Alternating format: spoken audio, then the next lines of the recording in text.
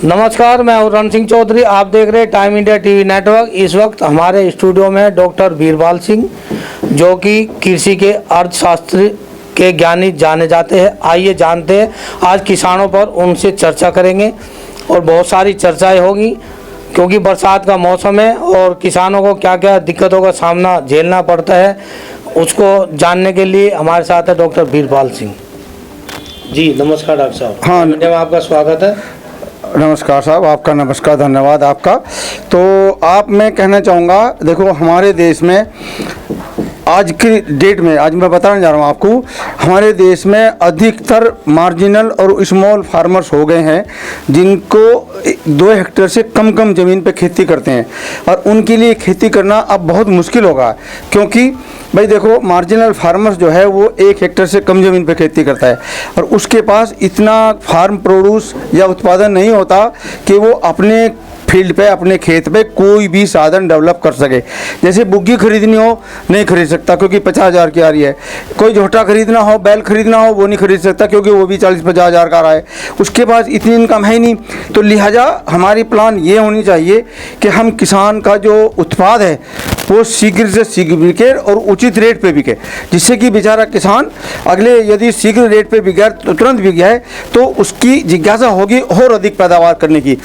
और existing resources में हमारे पास जितने भी साधन हैं, यदि उसका माल तुरंत बिक जाता है और अच्छे रेट पे बिक जाता है, तो वो जो किसान है वो बेचारा मजदूर भी लगाएगा और अधिक पैदावार करेगा। लेकिन शर्त यही होनी चाहिए कि उसका माल तुरंत मार्केट में बिके, उसको पैसे मिले, पैसे मिलने के बाद में उसे दूसरे डेवलपमेंट में लगाए या अपने सिंचाई के साधन डेवलप करे। आजकल हालत बहुत ख़राब है, इसलिए किसानों के विषय में, हालांकि बीजेपी सरकार किसानों के विषय में अब उन्होंने अपने पूरे द्वार खोल दिए हैं।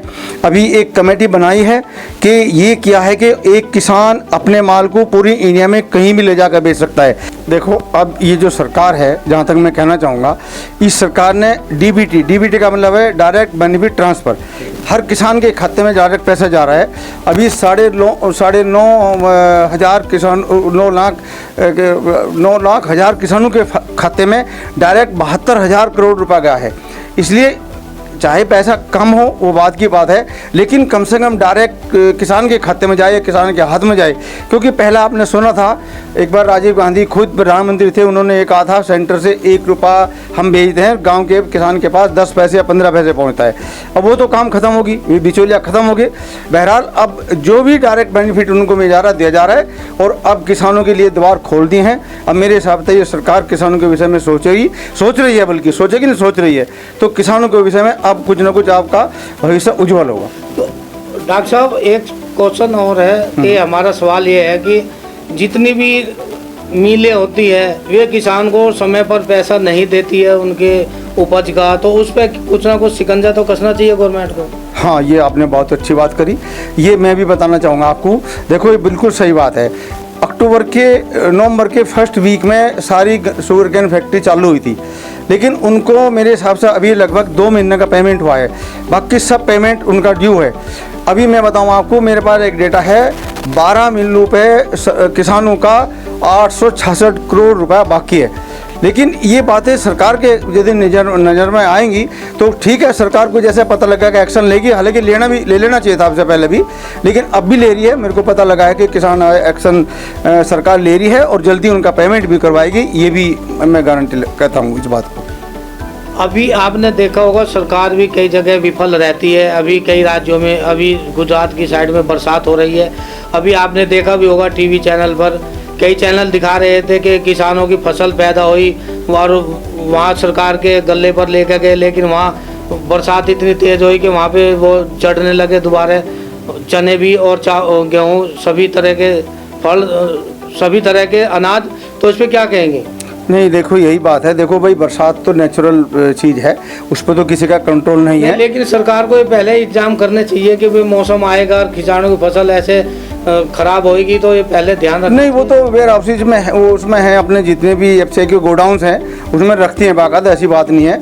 लेकिन कोई ऐसा कारण रहा होगा जिससे तुरंत बारिश आ गई, या भाई किसानों को जो दे के गए तुरंत वो उसको स्टोर नहीं कर पाए, ऐसा कुछ रहा होगा। अदरवाइज विभाग ने पहले जता दिया था कि इस दिन बरसात होने वाली है, मौसम खराब होने वाला, तो गवर्नमेंट को क्या वहाँ से उनका राशन को उठाना चाहिए था नहीं? नहीं वो ठीक है आपकी बात, वो नहीं ऐसा है ना, देखो विद इन आपने अभी माल खरीदा और अभी तुरंत बारिश आ गई, तो तब तक उसको स्टोर भी नहीं, तो उनको तिरपाल वगैरह को डाली होगी, कुछ नहीं किया होगा, बहरहाल उसका जल्दी उसको स्टोर करते तो अच्छा रहता हो, वो ठीक है, क्योंकि अनाज बर्बाद नहीं होना चाहिए। हमारे देश में ये भी है, अभी इस तरह के डेटा हैं कि जितना भी हमारा फार्म प्रोड्यूस है उसका लगभग 8-10% वेस्टेज हो जाता है, तो इन सब बातों पर भी ध्यान रखने की ज़रूरत है ताकि इतना वेस्टेज बिल्कुल ना हो सके। वो अच्छी बात है कि भाई इसको कंट्रोल करना चाहिए। तो और यदि किसानों को इस तरह की सभी समय से पैदावार का पैसा मिला जाए तो शायद किसानों को लोन लेने की भी जरूरत ना पड़ेगी। हाँ, ये आपकी बात बिल्कुल सही है। देखो इस पे हमारी सरकार कर भी रही है, बैठ भी रही है, और उन्होंने पिछली बार भी दी थी, MSP बोलते हैं उसको, मिनिमम सपोर्ट प्राइस जिसको कहते हैं, वो ठीक बात है आपकी, लेकिन हर साल इस पे एक आयोग भी बैठता है और वो देखता भी है कि हमारी कॉस्ट ऑफ इनपुट कितनी है, मतलब हमने कितनी लागत लगाई है और हमको क्या उसका मिलना चाहिए। तो सरकार की नज़र में अब सब कुछ बातें आ रही हैं और धीरे धीरे काम शुरू हो रहा है। हालांकि कुछ हो भी चुका, ये भी मैं कह रहा हूँ आपको, लेकिन होगा।